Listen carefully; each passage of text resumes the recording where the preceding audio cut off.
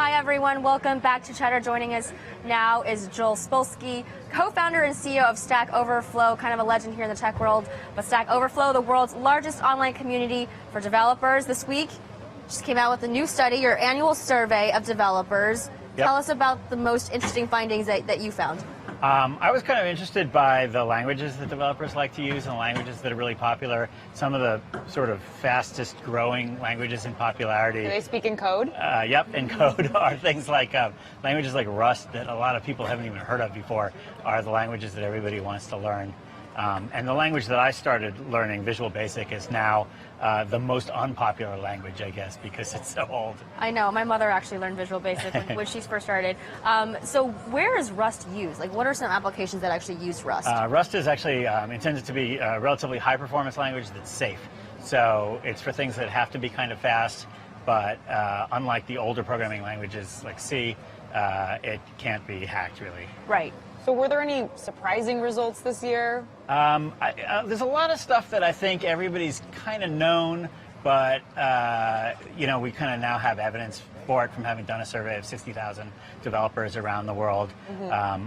Some of the stuff that surprised me, I'm always surprised to discover that programming is really a career for your whole life. We have people at every stage in their career. Sometimes people thought it was something you might start out with and then get tired of as you go older in your career, but we have a lot of people that have been developing software for 20 years. And yeah, 20 or more years. About 17% of respondents say that they've been, or it's been 20 years since they've learned how to code. And then kind of a bell curve here, or actually a U shape for years coding professionally. Dumbbell, yeah. Years coding professionally, 1 to 2 years versus more than 20 years. Yeah, there's a huge group of new people coming into the field and just learning how to program. A lot of boot camps. It's a very well-paid job right now, so everybody wants to get into it. Was there any specific sectors that grew a lot, exponentially since last year? The biggest thing I've seen, I don't want to say it's really a sector, but the biggest thing I've seen growing since last year is awareness of diversity issues around tech, where there's just sort of a stunning increase in the percentage of people that say that diversity in the workplace is important to them. That was, I thought, a really cool thing. And gender, you saw a gender increase in your survey as well. So a little bit. Although we made an effort to try to get a more representational group of people. Got it. We have now 10% women developers, which was probably pretty close to the number that are actually working in the field. They're still dramatically underrepresented in the field. Right. And I guess in terms of the most popular types of jobs, web developer still number one, 72% saying that they are a web developer, with then 31%, the next most popular answer, desktop applications developer, which is still more than mobile developer, which I would assume would be the opposite given the move toward mobile. Yeah. What do you think? Well, when you think about the move towards mobile, you're really thinking about consumer applications, which you see a lot of, but the majority of working developers are working on enterprise applications inside businesses that are being used to run, large insurance companies, for example. Think of that whole category. And that stuff is all pretty much invisible to us, so you don't notice it. And that's still a lot of desktop applications, a lot of database stuff, and a lot of, sometimes internal web applications. Right. Obviously, the jobs in this area are booming. So did you see anything about people being more self-taught versus studying in school for this? Yeah, that's a great question. We are, so Stack Overflow is, we have a big career site, and we're trying to get people, trying to get developers jobs through our career site. And one of the biggest ways you can shoot yourself in the foot if you're trying to hire a developer is by requiring a bachelor's degree. In particular, 20% of the working developers in our survey don't have a bachelor's degree at all. 50% of them don't even have a bachelor's degree in computer science.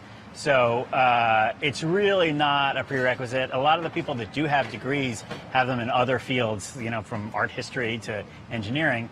But most of what people know about coding, they learn from having taught themselves, and hopefully they've gotten some help from Stack Overflow and learning how to code. Yeah, and it's a pretty extraordinary growth too on your platform. What is your active user base now? What size?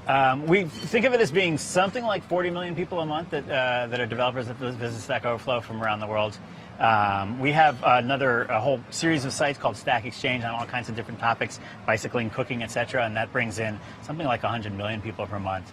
But just the developers in the world, that's the worldwide population, I think, is around 40 million.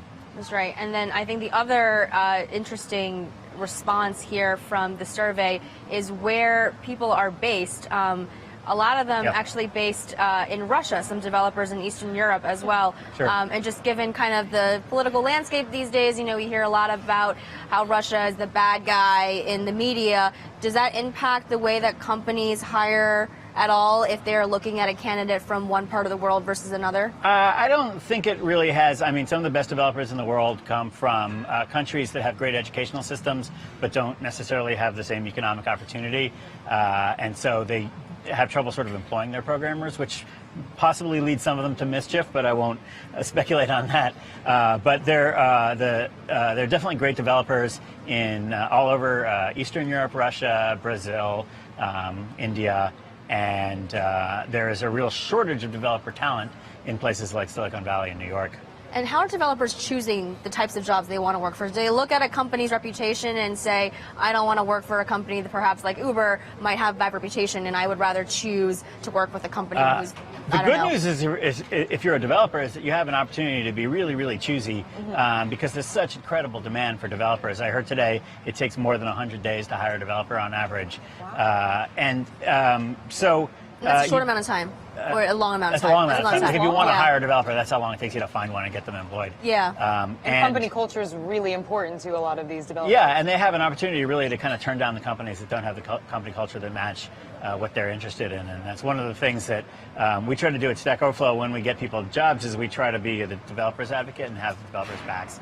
And we know what things developers are interested. They're interested in opportunities to learn. They're interested in opportunities to use the latest technologies. They're interested in being given a big monitor and a nice chair to sit on, or the opportunity to work from home remotely. All right. Well, you've got a great pulse on what's happening in the tech world and people who are actually building the platforms and the software. So, Joel, thanks so much for being here with us today. Thank you very much for having me. Okay, Joel Spolsky, co-founder and CEO of Stack Overflow.